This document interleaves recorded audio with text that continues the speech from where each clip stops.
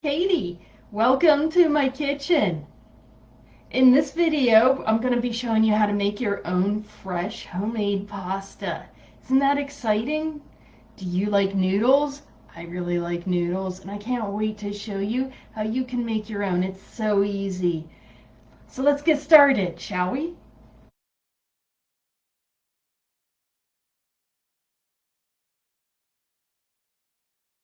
So in my bowl here, my mixing bowl, I've got 2 cups of Semolina flour.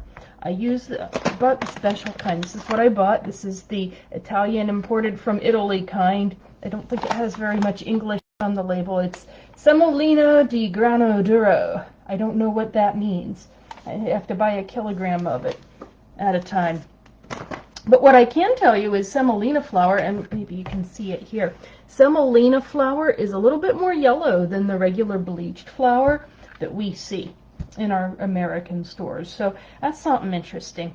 The recipe I'm using is really simple, and there's only 3 ingredients: flour, eggs, and water. So our first ingredient is flour. I'm going to add my eggs now.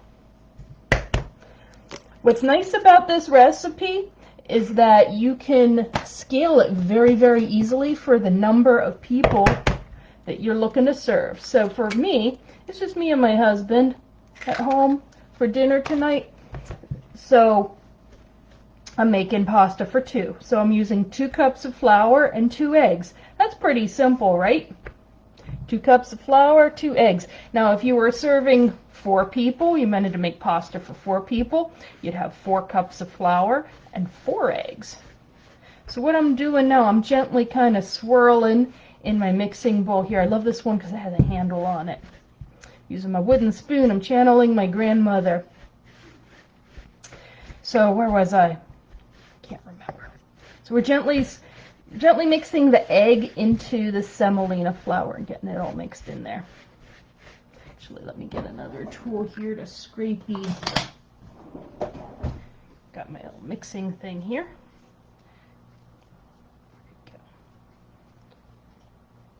So today, while we're going through our pasta making, I'm going to talk a little bit about my grandmother. So if you know me or you're related to me, you'll know that I'm a quarter Italian. So today I'm going to be digging deep into my genealogy, getting out those Italian genes to make the pasta.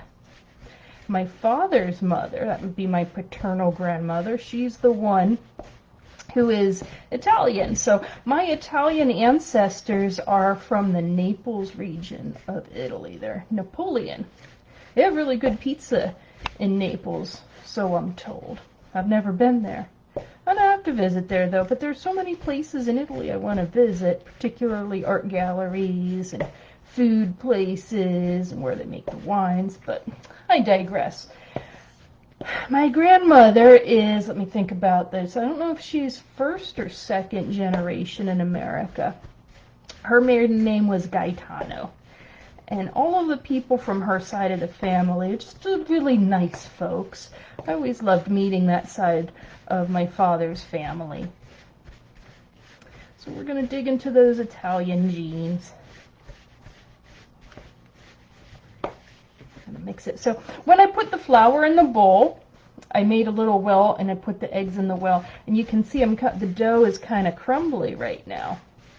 Kind of just mixing it up a little bit. It's a little bit like making a pie. You know how when you make a pie dough, it's crumbly at first, then you add the water and it all comes together. So that's what we're doing now. We're getting the dough kind of mixed together, a little bit crumbly.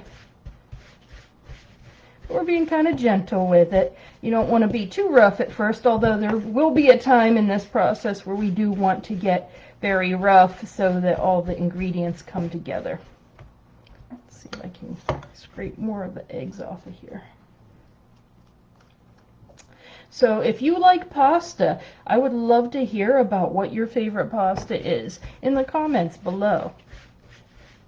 My favorite pasta are those curly Q rigatoni pastas. I like shapes. Shapes are fun. When I was a little kid, I loved those wagon wheel pastas.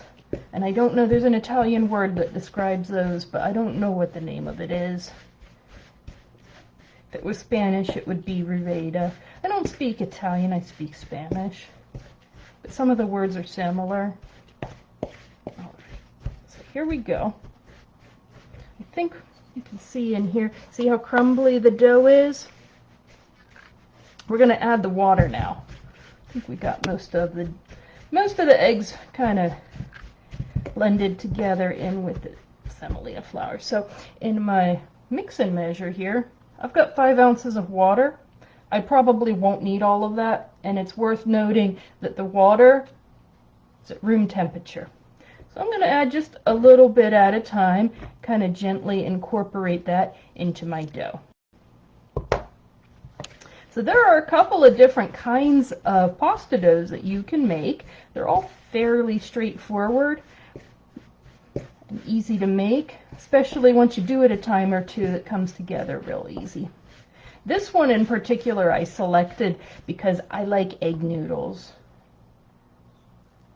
Add a little bit more. Mix it in. If you have a particular kind of pasta, tell me in the comments. Not necessarily shape, but do you prefer, there are different kinds of pasta made with different kinds of ingredients. Maybe you have a preference. Like one particular kind of pasta that I love, I would never make it, but one that I love, especially when I'm at a high-end Italian restaurant, is the pasta that's made with squid ink. It's black, and it takes that color from the natural color of the squid ink. And you're probably like, ooh, squid ink. It really doesn't flavor the pasta. All it does is really just color it. But to me, it's exciting because they can use the whole part of the animal. It's not like you're just cutting it up for calamari. So one thing you do need to be aware of when you're making your pasta dough, you need to be patient. Like right now, it's kind of wet and it's coming together and I'm not very patient with it. Like I would like to be able to mix this quickly and easy so I can show you, oh, it doesn't take any time at all. But today, it's not doing that. So I have a little bowl here of extra. What I'm going to do is, with the extra semolina flour, I'm going to rub it on my hands so that the pasta doesn't stick to my hands. You don't want to get it too stick. So let's see, what can I tell you about how it feels now? The pasta dough feels both wet and crumbly at this stage of the game. So what I'm doing is I'm very gently trying to get all of the semolina flour to get sucked up by the moisture of the dough. So you can see it's coming together. Coming together. I'm gonna use more flour as I knead it and roll it out and cut it up.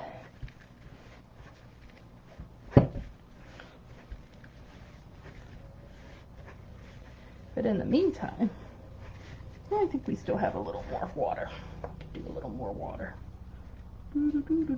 I love this mini mix and pour because it measures both wet and dry ingredients in the same unit. And I like that it has cups on it. I like that it has fluid ounces on it. It has tablespoons on it. Like it has different kinds of measuring units all on the same device. So I like that. The other thing you need to be aware of, this particular pasta dough feels a little bit coarse and gritty compared to the regular flour that you might use. So you can use regular flour. I'm not saying you have to buy the special Italian stuff, but you might get a more authentic flavor and you might have a better time if you use the authentic Italian stuff. You can also, there's a company called Bob's Red Mill. They make semolina flour. It's high protein.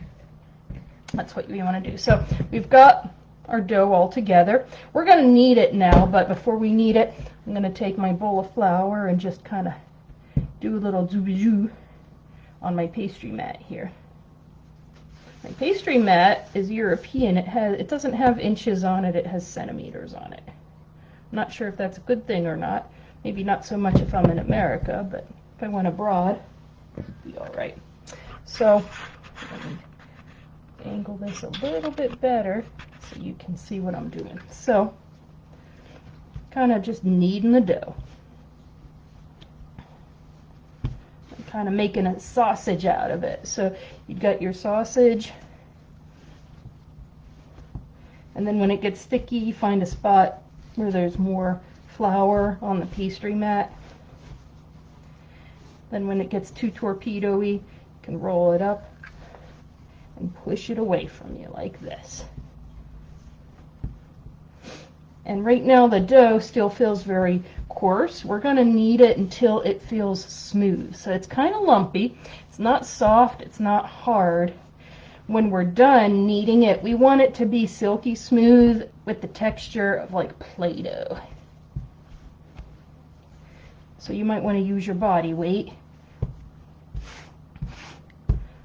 as you're kneading this. And I don't know how long it's going to take to knead this, so we'll kind of find out.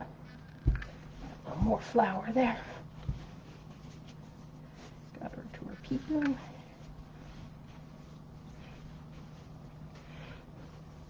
So you want to fold over the dough and keep kneading it. We got our little sausage shape.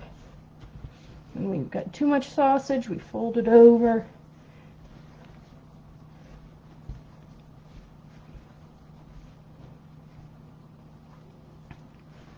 And it's important that you don't rip the dough. The dough could be a little temperamental. Certain kinds of dough, if you've ever made bread, or some bread dough can be really temperamental. So if you see how it was getting sticky there, I'm going to add some more flour. Got a little sausage going.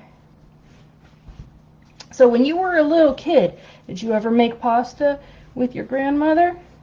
If you were Italian? How about your grandmother's neighbors? So it's worth noting, when I was young, my grandmother lived in upstate New York. She had some Italian neighbors. Her neighbor to the left, that was Mrs. Zendarsky. Her name was Seal, and she was Czechoslovakian. And then down the street was Mrs. Mariano, and I remember vividly once going to visit my grandmother, and she sent my sister and I over Mrs. Mariano's house to learn how to make the pasta. And it was fun. We cut it in ravioli shapes. We had little stars. Like, she had all the good cutting tools, and it was awesome. But my vivid memory from that experience was Mrs. Mariano having us knead the dough. She's like, you gotta feel the dough. Feel the dough.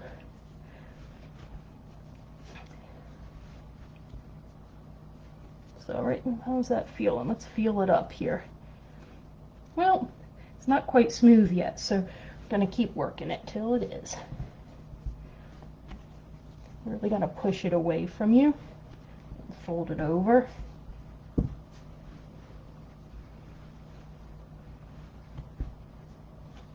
So making pasta is a fun project that you can do with your kids. I don't have any kids, but if I did, I'd make pasta with them. Because I'm telling you, you need to kind of put your back into this. This isn't like an easy peasy sort of thing. I mean, it is easy peasy, but it's not lightweight handling of the dough. But at the same time, it's a little bit different than bread dough. When I do bread dough, I put it in my KitchenAid mixer, and you can use your KitchenAid mixer for this. That's kind of cheating, but the dough hook saves you a little bit of energy. For our purposes today, I'm showing you how to do it the old-fashioned way. But next time I do this, I'll probably use my KitchenAid, just because it's easier. Yeah, my KitchenAid mixer is Canopy Green. It was the #1 item on my wedding registry. I was so happy at my bridal shower, and I opened it up. I was like, yay! It's the only thing I really wanted. Because before I got married, I had a very well-developed kitchen. Wasn't a whole lot of things I needed. There were a lot of things I wanted. And that KitchenAid was one of them. So my aunts all got together and did a money pool and pitched in together. And every time I use it, I thank them for it. So you can see, working the dough, working the dough, working the dough. It's getting a little smoother. So unlike pizza dough or bread dough, you don't do it in a ball. You just kind of fold it over and you knead it again and again and again. So we're getting to a point where the dough is starting to stabilize. It's also starting to get that silky smooth texture that I'm wanting.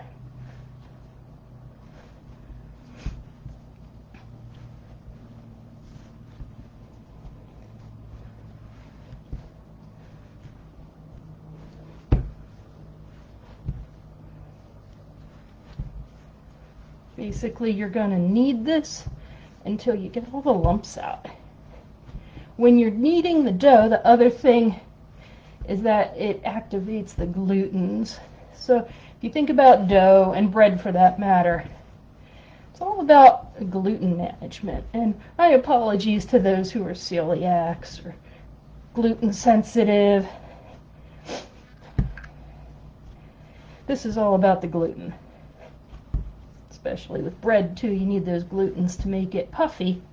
But with regard to this guy, the gluten is what's going to hold it together and give it a shape and make sure it doesn't blob out on you when you're boiling it in pasta bowl water. Here we go. I think we're almost there.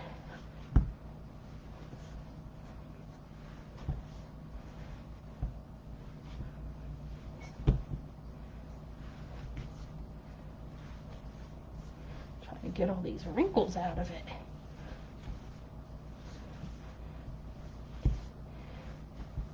So how long has this been? This has been about 10 minutes of kneading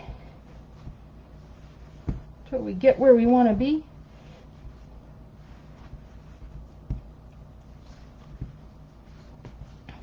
Look how beautiful this dough is. It's like a buttery color and it's getting silky smooth. And this is exactly what I want it to be doing right now.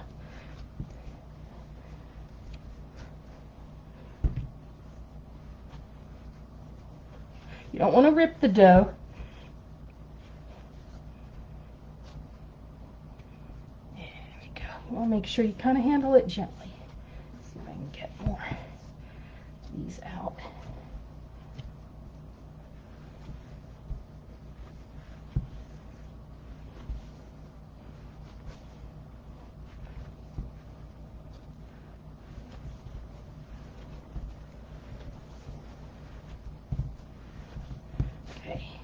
I think that's pretty good for now.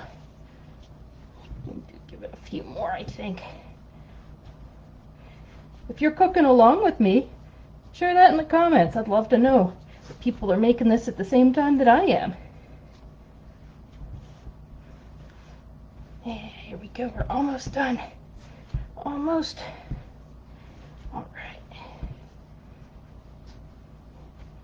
Okay. So this is our pasta dough. So we're gonna roll it around, make it nice and smooth. We're gonna sop up a little bit of this flour so it doesn't stick to the bowl, because I'm gonna put this back in the bowl. We're gonna let it rest at room temperature for 30 minutes. So this is our pasta bowl. Our pasta ball. So we'll come back in 30 minutes and then I'll show you how to roll it out. All right, see you soon.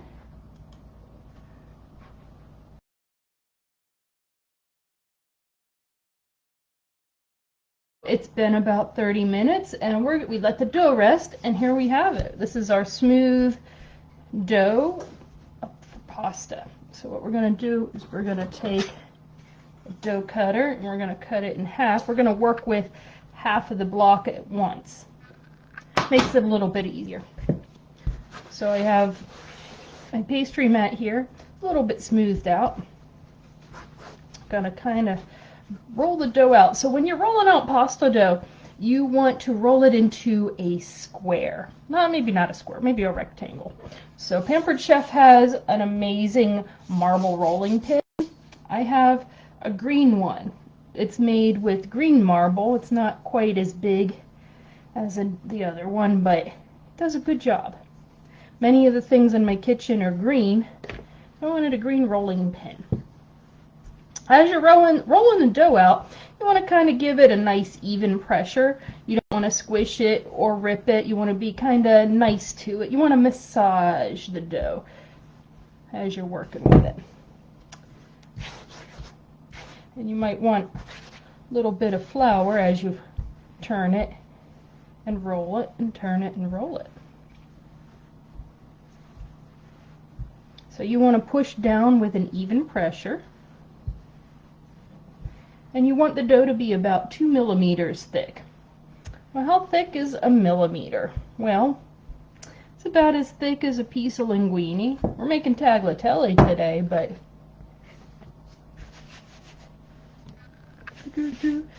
however thick you want your pasta, basically.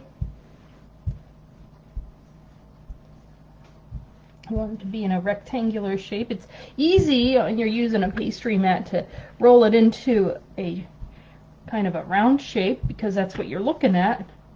On my pastry mat, it has different sizes of round shapes. But in actuality, I want it to be about the length of my rolling dowel. So when I was a little girl, my grandmother used to tell me about how her mother would make the pasta, and she just had a wooden dowel. She didn't have like a proper rolling pin or anything like that. They just used a dowel, because that's what they could get. And growing up during the Great Depression, I imagine there were a lot of things you just couldn't get when my grandmother was young.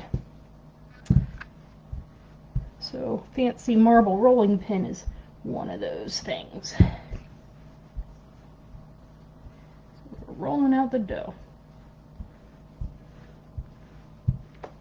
And you don't want to force the dough to do something it's not wanting to do. So one of the things you can do is pick it up with your rolling pin like this.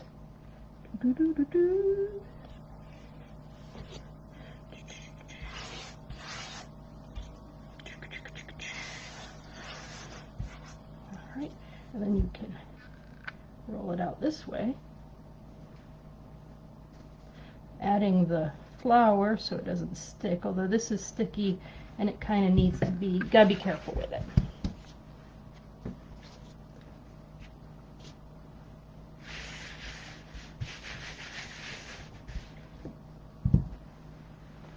Getting my rectangle of pasta dough going here.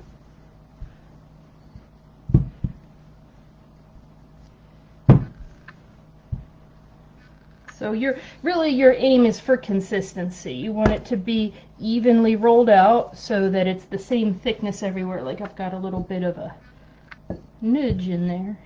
Gotta make it straight. Oh, it's falling off the...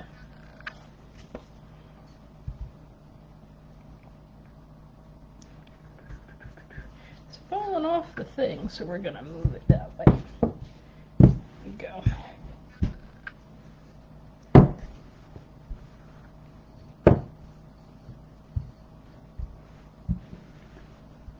And you can see my dough, because we let it rest, when I roll it out, it kind of just stays where I put it. It's not reluctant or, what's the word, nervous. It's not nervous dough, because I let it rest, let it have a little nap. Now we're working with it now. Ooh, got a wrinkle. Take the wrinkle out.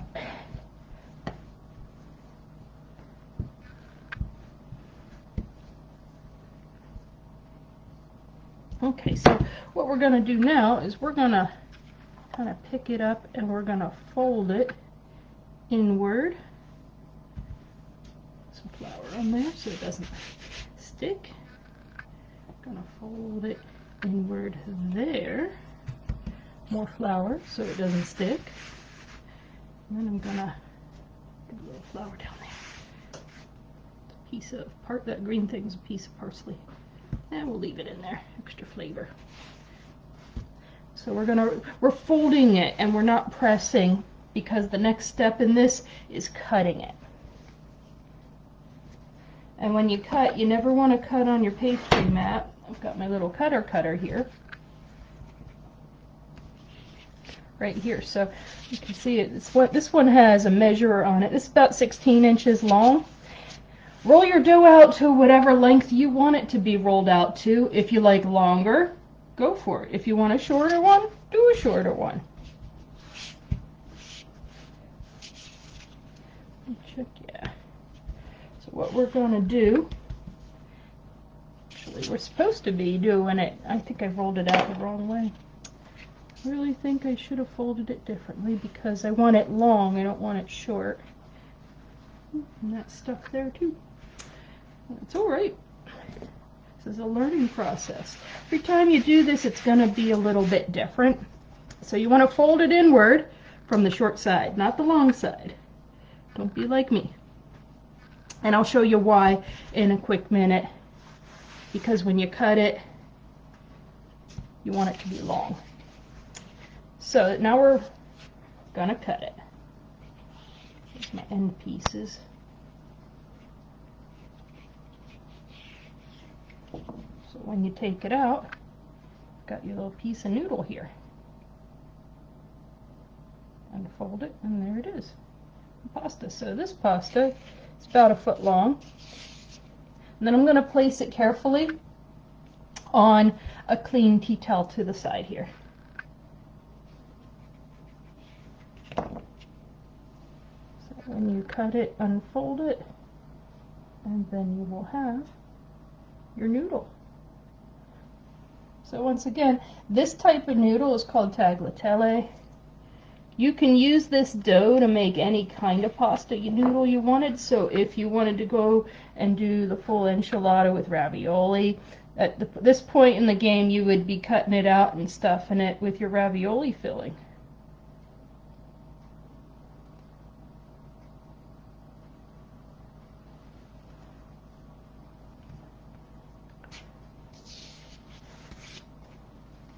And actually, I'm looking at this, I think there's an easier way to do this. Pizza wheel.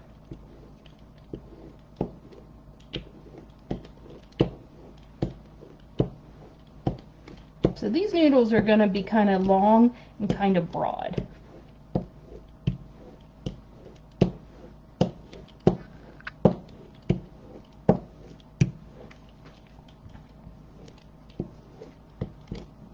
If you had a different kind of cutting tool that made like little crimpy pattern, you could use that. Then you would have shaped pasta. Maybe cut out little stars or something. Just cut my finger on that. So there we have it. We got the noodles. I'm going to straighten these out. And you're going to put your noodles into salty boiling water for 5 minutes. And then you're going to put them on a plate. And then you're going to put your favorite sauce over them. So if you watch my other video, I'll show you how to make a great easy sauce using the Deluxe Cooking Blender. And maybe it'll go on your pasta. Or not. It's up to you. Making sauce is easy. It's actually doing the dough and cutting the noodles. This is the hard part. It's getting your noodles consistent. So yeah, I'm going to straighten these out, get them into my boiling water, and yeah.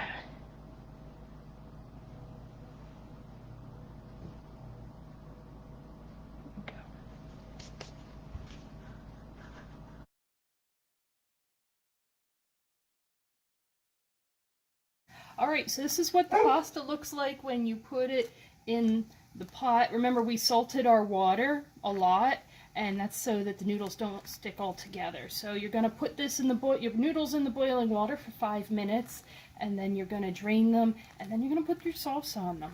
Do not rinse your noodles because the pasta sauce won't stick to them if you've rinsed off all of the starchiness on them. So that's what it looks like when they're in the pot.